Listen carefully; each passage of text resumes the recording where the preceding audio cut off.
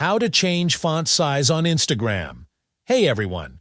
In this video tutorial, I'll be showing you exactly how to change the font size on Instagram using your phone.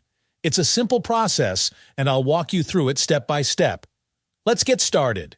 First, open your Instagram app and take a look at the current font size. This gives you a clear idea of what it looks like before we make any changes. Now, go back to your home screen and open your phone's settings.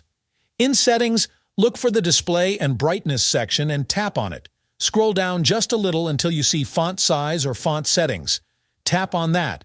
Here, you'll find a slider that controls the font size on your phone.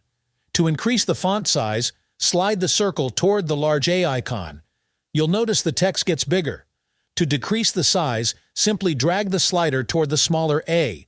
In my case, I'm going to increase the font a bit so you can see the change clearly. Once you've chosen the font size that feels right for you, exit the settings and head back to your home screen. You should already see that the font size on your phone has changed. Now, open the Instagram app again. As you can see, the text size on Instagram has also been updated according to the new phone settings.